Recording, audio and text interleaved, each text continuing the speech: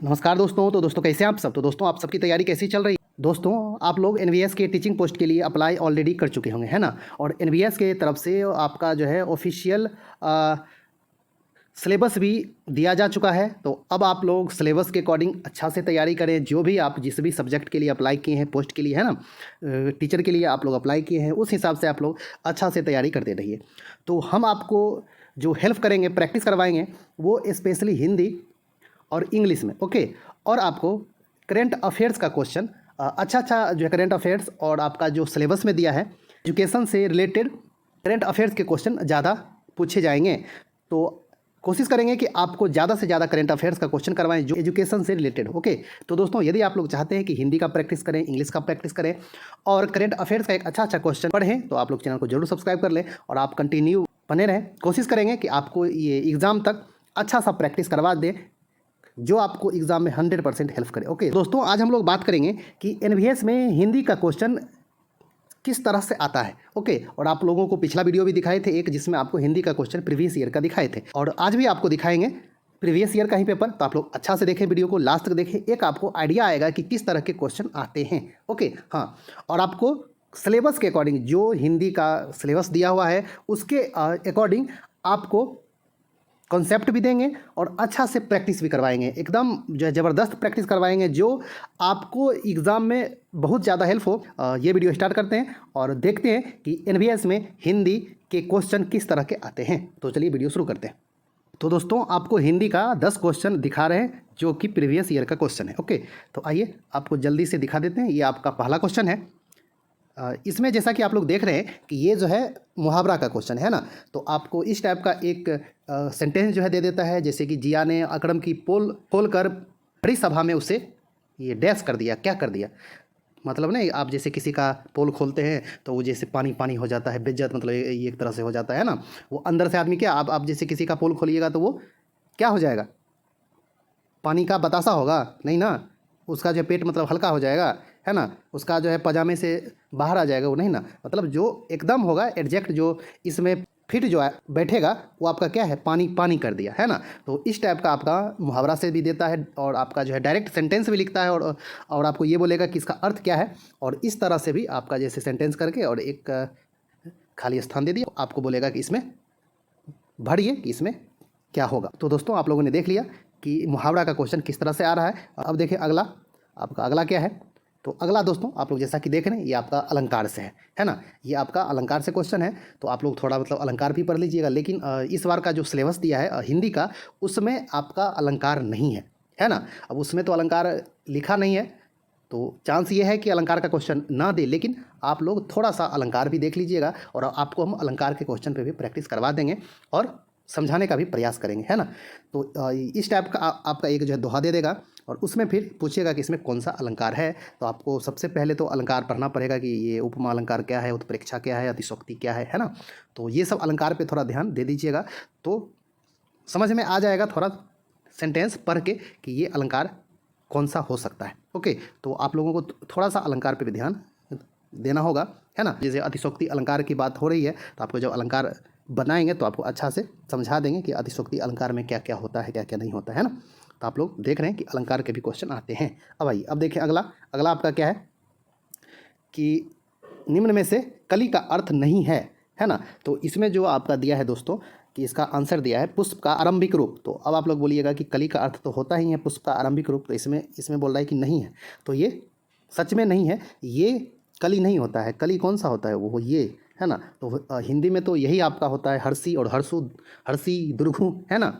हाँ, आप जो इधर से कर दिए कली तो अलग अर्थ, आप जो इधर से कर दिए कली तो अलग अर्थ, है ना। तो ये सब थोड़ा छोटी छोटी आपको जो बात को पकड़ना पड़ेगा। मतलब ज़्यादा से ज़्यादा प्रैक्टिस करिएगा, हिंदी थोड़ा जो देखिएगा पढ़िएगा, मतलब जिनका भी हिंदी थोड़ा अच्छा नहीं है तो आपको अर्थ स्पष्ट होगा, है ना। तो इस जो है कली का अर्थ ये नहीं है, पुष्प का आरंभिक आपका रूप नहीं है, वो आपका होता कली, ये वाला कली, तो इसका अर्थ होता पुष्प का आरंभिक रूप।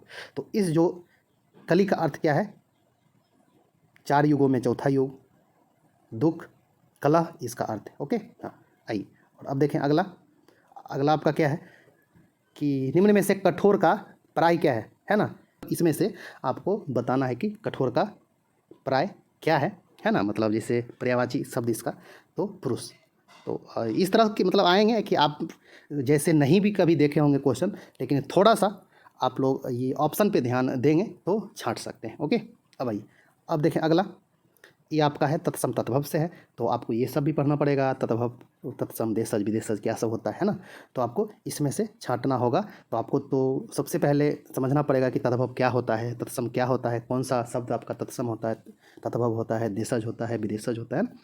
तो आपको कोशिश करेंगे अच्छा से सब कुछ कॉन्सेप्ट के साथ समझाने का, बताने का, और ज़्यादा से ज़्यादा आपको प्रैक्टिस करवाने का। ओके, तो इसका जो आंसर जो दिया है आपका साधु और साहू, ये आपका जो दोनों क्या है, तद्भव और तत्सम। ओके, अब आइए, तो आप लोग देख रहे हैं कि तद्भव और तत्सम से भी क्वेश्चन हैं।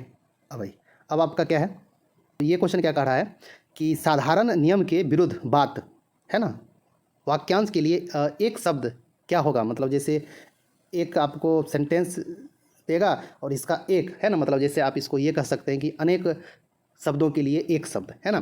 तो आपका ये दिया है कि साधारण नियम के विरुद्ध जो होता है बात, उसके लिए एक शब्द क्या होगा। तो आप लोग ये जनरली कहीं साइंस में ऐसा जो है मतलब लिखा आप लोग देखते होंगे, या फिर कहीं पर भी कि मतलब अपवाद, कि इस पे ये नियम लागू नहीं होता है ना। आपको मतलब जैसे ये जो है लिख दिया कुछ आपका, कुछ ये जो एग्जाम्पल दिया है ना कि ये और मतलब अपवाद में लिख दिया कि अपवाद में ये, यानी कि इस पे ये नियम लागू नहीं होता है। तो आपको यही यहाँ पे पूछ रहा है कि ये साधारण नियम के विरुद्ध बात जो होती है, मतलब जिस पे वो नियम लागू नहीं होती है, उसके लिए एक शब्द क्या होता है, तो वो होता है अपवाद। ओके, हाँ, अगला, मेल का विलोम क्या है ना। तो आपका ये ऑप्शन है अनवन, मैत्री, अबद्ध, मुक्त। तो मतलब आपका तो इसका सही जाएगा क्या, मेल का अपोजिट क्या होता है, बेमेल होगा, है ना। तो वो तो आपका इसमें है नहीं, मैत्री तो होगा नहीं, अबद्ध तो होगा नहीं, मुक्त तो होगा नहीं, अनवन है ना। आपका किसी से क्या है, मतलब जैसे अनवन है, दोनों क्या है, कोई मेले नहीं है, दोनों आदमी में क्या है, दोस्ती नहीं है, बेमेल है। मेल मतलब क्या, एक साथ है, दोनों में क्या है, दोस्ती है, तो दोनों में हो गया मेल। मेल नहीं है तो क्या हो गया, बेमेल हो गया, यानी कि अनबन है। तो इसमें एडजेक्ट जो सही जा रहा है आपका अनबन जा रहा है। ओके, तो ऐसे आपको थोड़ा देखना पड़ेगा, लेकिन इसमें यदि मतलब एडजेक्ट दे देता ये आपका जो है बेमेल, तब तो कोई भी मार देता सही, है ना। थोड़ा सा भी जिसका हिंदी सही होता वो तो एकदम मार देता मेल का उल्टा बेमेल, लेकिन इसमें आपका दिया है अनबन। ओके, तो थोड़ा सा आप लोग ऑप्शन पे ध्यान दीजिएगा तो अच्छा से आंसर छांट सकते हैं। अब आइए, अब देखें अगला, ये क्या है, ये आपका समास से दिया है आपका इस बार। हाँ, मतलब जैसे सिलेबस भी दिया है तो उसमें भी समास है, तो आपको अच्छा से समास को देखना पड़ेगा, और आपको हम अच्छा से सब कुछ कॉन्सेप्ट भी देंगे समास में, और प्रैक्टिस भी करवाएंगे ज़बरदस्त। तो इसमें आपका दिया है प्राप्तोदक। तो प्राप्तोदक का मतलब जैसे समास कौन सा होगा, तो ये बहुब्रीहि दिया है समास, है ना। बहुब्रीहि क्या होता है समास, तो आपको अच्छा से बताएंगे, और यदि आप लोगों को मतलब आता होगा तो आप लोग इसमें देख सकते हैं। ओके, आपको द्विगु, बेभाव, द्वंद्व समास, बहुब्रीहि समास, आपको जो है सभी समास के बारे में अच्छा से बताएंगे और प्रैक्टिस भी करवाएंगे। ओके, अब आइए, अब आपका समास से दे दिया क्वेश्चन, मुहावरा से दे दिया क्वेश्चन, अलंकार से दिया है क्वेश्चन, है ना। और अब देखते हैं अगला, अगला आपका क्या है, संधि से क्वेश्चन, है ना। ये अधिस्वर, अधिस्वर का संधि विच्छेद क्या होगा, तो ये तो आसान है ना। आप लोग इसका तो दे सकते हैं, बना सकते हैं, है ना। लेकिन आपको संधि का प्रकार भी पूछ देता है कि इसमें से इसमें कौन सा संधि है, तो आपको वो भी बताएंगे, है ना। और सिलेबस में भी आपका संधि दिया है, तो संधि विच्छेद भी आपको करवाएंगे, और संधि का परिभाषा भी बताएंगे कि इसमें कौन सा संधि है। ओके, तो आपका अधिस्वर का जो संधि विच्छेद होगा अधिजोड़ ईश्वर, है ना। अब आइए अगला देखें, अंतिम क्वेश्चन, ये आपका क्या दिया है, लोकोक्ति दे दिया है, मतलब एक ये मुहावरा से दिया था, और एक आपका जो है लोकोक्ति से क्वेश्चन दिया है ना। दिखावा कुछ और गुण कुछ भी नहीं, है ना। मतलब जैसे दिखावा कुछ है और गुण जो है कुछ भी नहीं, इसका मतलब अर्थ प्रकट करने के लिए आपको जो है लोकोक्ति दिखाना होगा कि कौन सा है।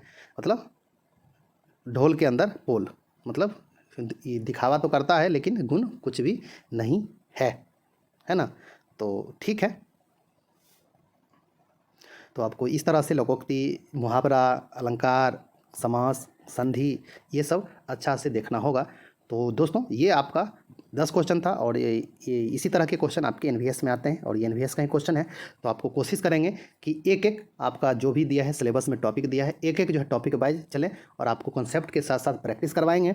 और उसके बाद जब आपका जो है पूरा सिलेबस का जो है टॉपिक ख़त्म हो जाएगा तो फिर आपको सिर्फ जो है मिक्स क्वेश्चन पे हम लोग प्रैक्टिस करते रहेंगे एग्ज़ाम तक। ओके, तो आपको एग्ज़ाम में 100% हेल्प होगा। ओके, तो दोस्तों मिलते हैं एक अच्छा से नई वीडियो में। तब तक के लिए धन्यवाद, नमस्कार। और 1 से 2 दिन में आपका ये हम स्टार्ट कर देंगे टॉपिक वाइज हिंदी में।